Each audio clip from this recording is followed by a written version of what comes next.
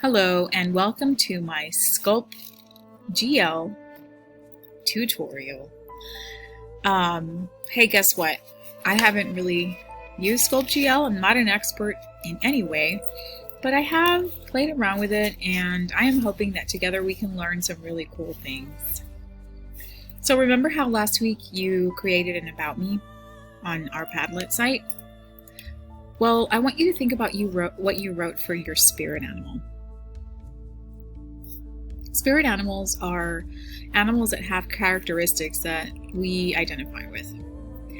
So some people said dolphins, dogs, pandas, sloths, whatever it is that you said your spirit animal is, we are going to use that as a starting point for our sculpture, our digital sculpture. So the first thing to know about this platform is that this is essentially a digital ball of clay.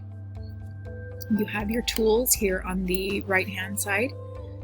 All of these tools are going to do something to manipulate the clay. You also have a paint setting here, which will allow you to change the color of the three-dimensional model.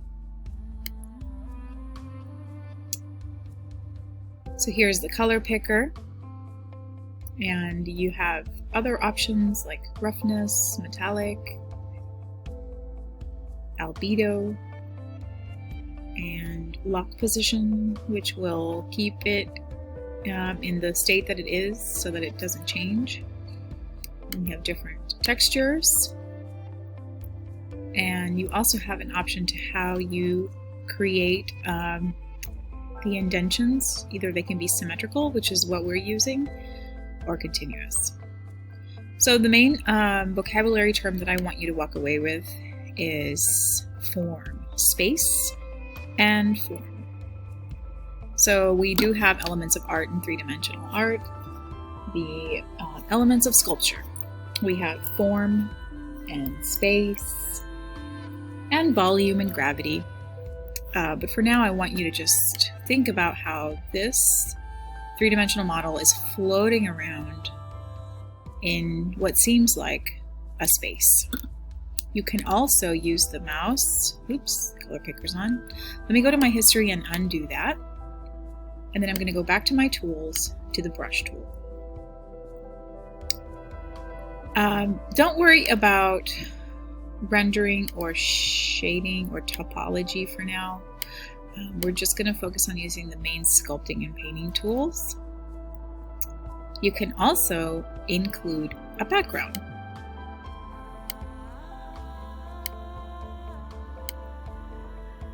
You can import files from your own personal computer.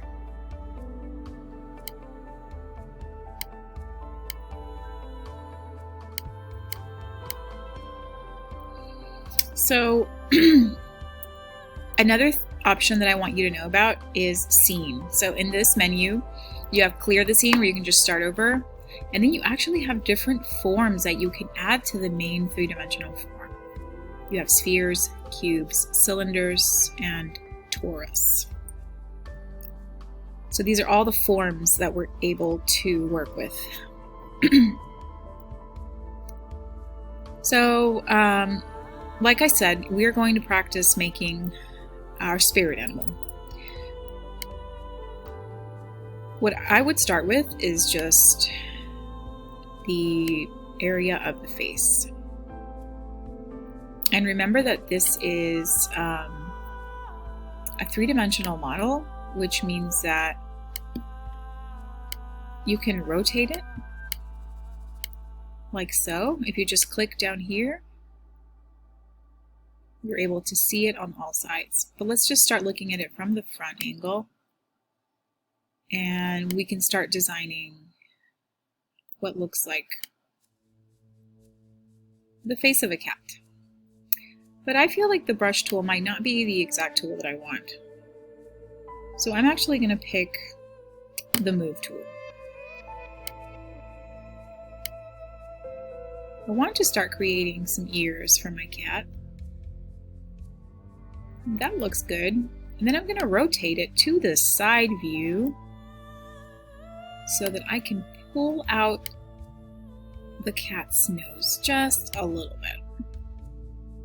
That looks good to me. All right, I think that's good for the move tool. What the move tool does is it just pulls the clay out into whatever direction you want it to move to. I think next I'm going to go for the crease tool. The crease tool essentially carves into the form.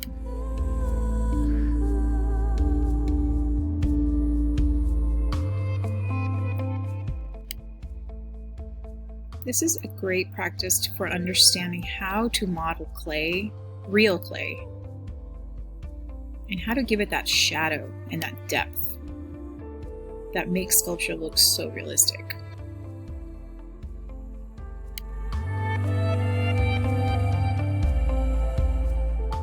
Yeah, that looks good. So remember that we're using the symmetry tool, which means that whatever you do on one side, it happens on the other side. And that's actually really neat. Makes everything so much easier, right?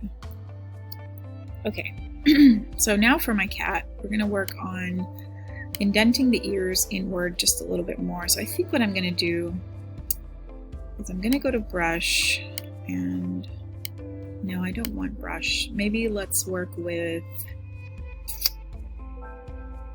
flattening.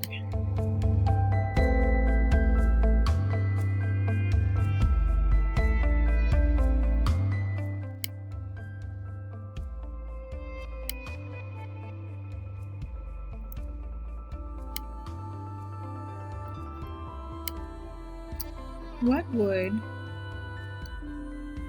happen if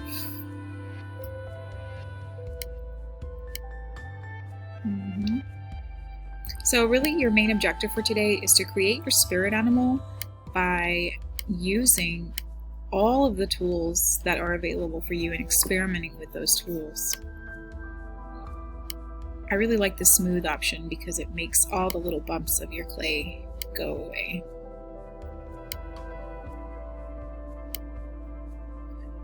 Once in a while, you're going to turn your sculpture to the side. Remember, this is a we can call it a three-dimensional model. I'm going to turn it to the side view and check out what it looks from the back, because that's also part of your work.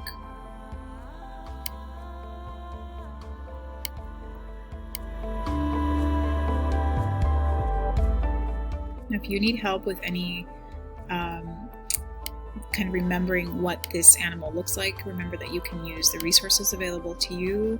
You can look up images on YouTube or Google and use a photograph that was taken in real life to look at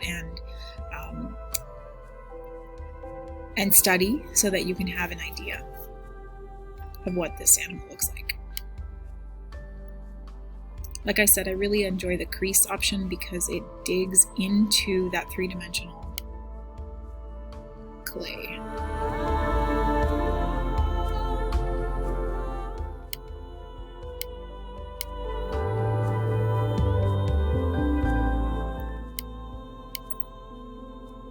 Okay, there's the start to that. Here's part 2, you guys. For this